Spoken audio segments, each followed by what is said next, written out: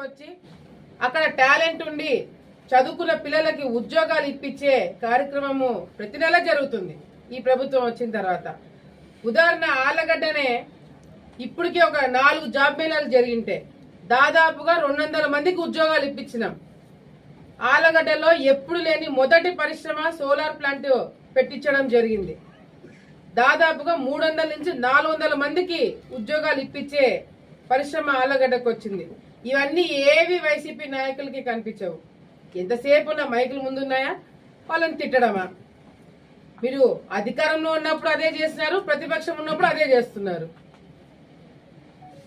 అంతేకాకుండా ఈరోజు ప్రతి ఒక్క రంగంలో ప్రతి ఒక్క మంత్రి, ప్రతి ఒక్క నాయకుడు, తెలుగుదేశం పార్టీ కార్యకర్త దగ్గర నుంచి ముఖ్యమంత్రి చంద్రబాబు నాయుడు గారి దగ్గర వరకు ప్రతి ఒక్కరు బాధ్యతలు తీసుకున్నారు.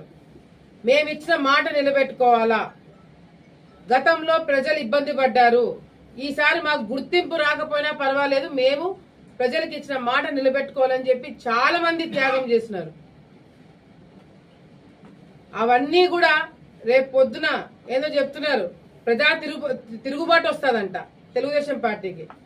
ప్రజా తిరుగుబాటు ఏంది? 6 నెలలు 7 నెలలకే మేం చేసిన అభివృద్ధి కార్యక్రమాలలో మీరు 1% 6 నెలల్లో చేయలేకపోయినారు. కానీ మేం చేయలేనిది ఒకటి ఉంది, మీరు చేసింది. 6 నెలల్లో మీరు పెట్టిన కేసులు మేము పెట్టలేకపోయినాం, మీరు పెట్టిన ఇబ్బందులు మేము పెట్టలేకపోయినాం. అదైతే వాస్తవం. రాష్ట్రాన్ని 6 నెలలకే మీరు వచ్చిన మొదటి రోజు నుంచి అల్లకల్లోలం,